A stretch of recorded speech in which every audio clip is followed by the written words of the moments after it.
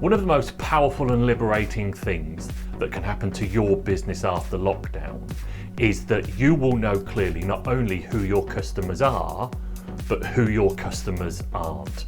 That market orientation leading to targeting is what's the difference between successful businesses and those that operate at the edge.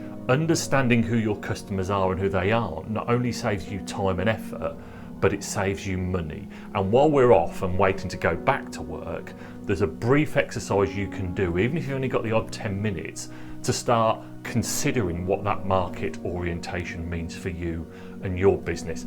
And it's really simple. What I want you to do on a piece of paper or on a flip chart is just list your 5 most profitable customers, or the 5 last customers that you had before lockdown. So say the first one is Rita, it might be Sue, it might be Bob, it might be Tim. Those lists there. Just list their names, and this is confidential, so you're not going to show anybody. Just write their names or their business. And then what I want you to do, along with Rita, is I want you to write down 5 key things that you remember about her. So one thing here, one thing here, one thing here, one thing here, one thing here. And that can be absolutely anything. That can be how you met Rita, where the work came from, how old she is, what bit of work did she want, anything that comes to mind. And it takes just a few moments to do that. Then you do the same for Sue. You write how Sue's work came to you. Is she old? Is she young? Where does she live? The first 5 things. And you do this for all top 5.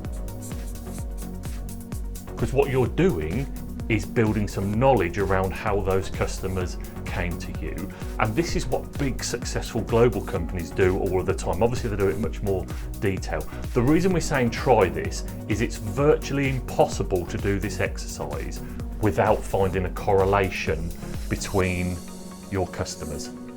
There'll always be something that they have in common. It could be how they come to you, it could be their age, their demographic, it could be anything whatsoever. But until you do that exercise, you won't know who your typical customer is. It will also help you to understand who your customers aren't. So the more you know about your customers, that customer orientation, the more you can target the right people. Why waste your time trying to sell your produce or your business or your offering to people that will never want it? Focus on the people that do want it, and you can do that by understanding more and more who they are, and you can do that by looking at your previous customers and seeing the things that they've got the most in common. If you do that, then your business will grow, and then you really will lead the life of Riley.